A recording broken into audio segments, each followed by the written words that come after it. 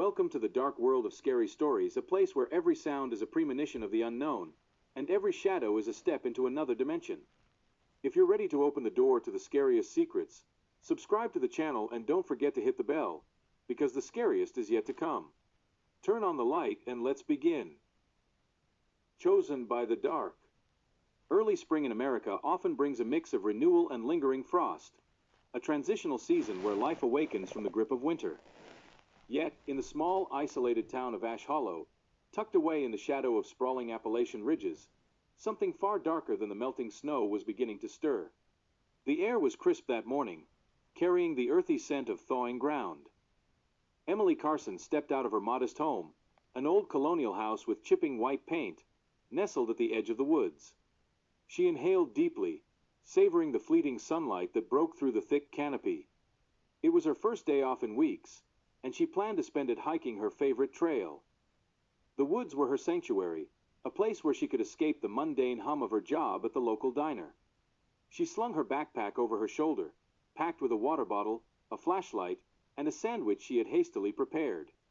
As she stepped onto the dirt path leading into the forest, she felt an odd chill, as if the shadows beneath the trees were denser than usual. She shook off the unease. The trail was familiar, practically a second home.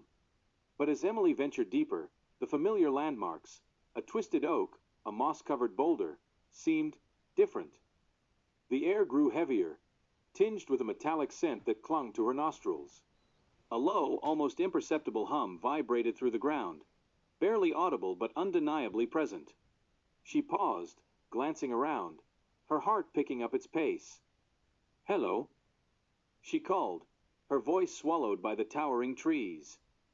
The forest replied with silence. As she continued, she noticed something peculiar.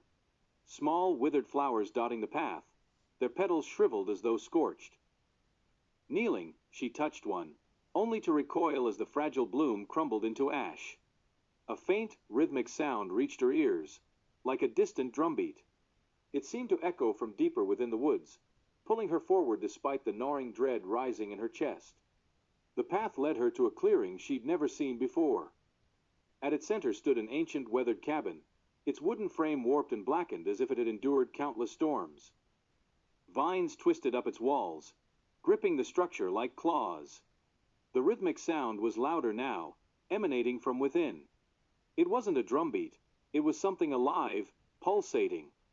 Emily's instincts screamed at her to turn back, to run, but an inexplicable pull urged her closer.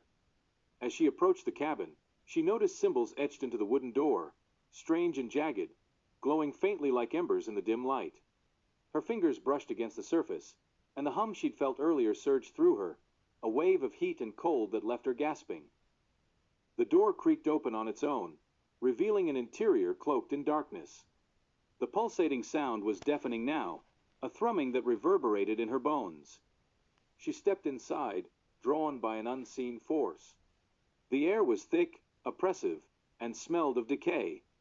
At the center of the single room was a circular pit, its edges lined with the same glowing symbols.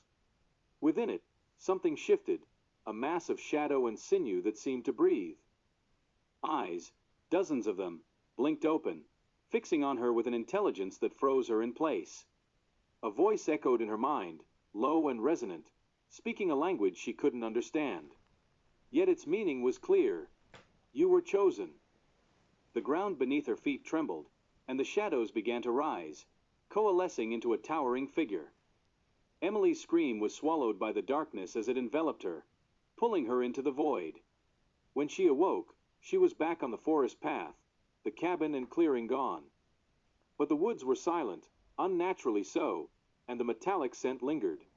In her palm, she found a small, glowing symbol etched into her skin. It pulsed faintly, in time with the rhythm she could now feel within her chest. And as Emily made her way back to Ash Hollow, she realized the shadows were following her, waiting for the next spring day to come. The days passed, and Emily tried to convince herself it had all been a vivid nightmare. She returned to the diner, worked her shifts, and smiled through conversations with regulars, but the glowing mark on her palm was a constant reminder. It refused to fade, and at night, it pulsed brighter, casting eerie patterns on her bedroom walls. One evening, as she closed up the diner, the lights flickered. The air grew colder, and the metallic scent from the woods filled the room. She froze, clutching her keys tightly. The faint rhythm she had felt in the forest was back, louder this time, echoing in her ears. "Emily," a voice whispered, low and guttural. She spun around, but the diner was empty. Her breath quickened as shadows stretched unnaturally across the walls, twisting and writhing like living things. "Who's there?" she demanded, her voice trembling. The shadows converged in the center of the room, forming a humanoid figure with glowing eyes that bore into her. "It is time," the figure said, its voice resonating inside her mind. "The mark binds you. You cannot escape." Emily backed away, her heart racing. "What do you want from me?" "You are the vessel," it replied, stepping closer. "Through you we return." She bolted for the door, but as she reached it, the shadows surged forward, wrapping around her like tendrils. The world spun, and she was no longer in the diner. She stood in the clearing again, the cabin looming before her. This time, the door was wide open, and the pulsating hum was deafening. A voice from within the cabin called her name, distorted and echoing. She hesitated, her instincts screaming to run, but her feet moved on their own. She crossed the threshold, and the door slammed shut behind her. The pit in the center of the room glowed brighter, and the shadowy figure appeared once more, towering over her. "You cannot resist," it said. "The cycle must be completed." Emily felt the mark on her palm burn, the pain searing through her arm. She screamed, dropping to her knees as the symbols on the floor began to swirl, forming a vortex of light and shadow. From the pit, shapes began to emerge, twisted, nightmarish beings with eyes that glowed like embers. As the creatures rose, Emily felt her consciousness slipping. The shadowy figure knelt before her, its hand outstretched. "Accept your fate, and you will see the truth." Through the pain and fear, a strange calm washed over her. She reached out, her fingers brushing the figure's hand. In that moment, visions flooded her mind. Ancient rituals, the rise and fall of civilizations, and the endless cycle of renewal and destruction tied to the mark she bore.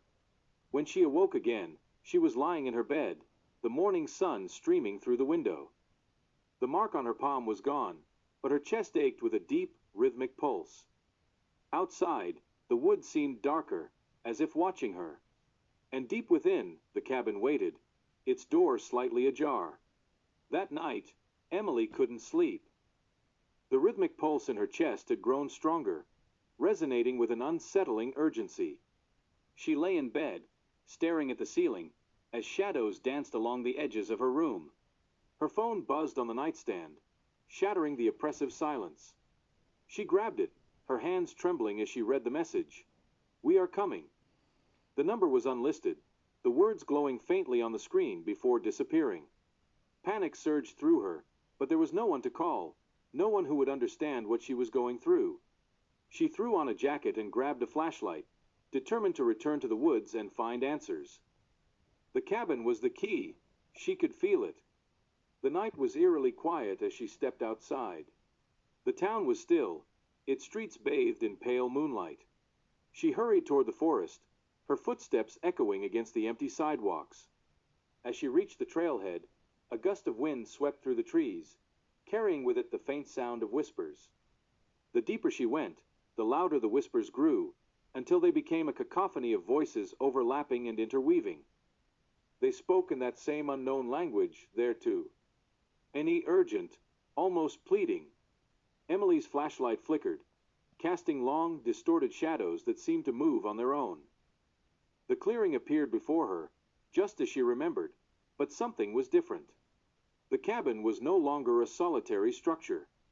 Surrounding it were other buildings, smaller, crumbling, and covered in the same glowing symbols.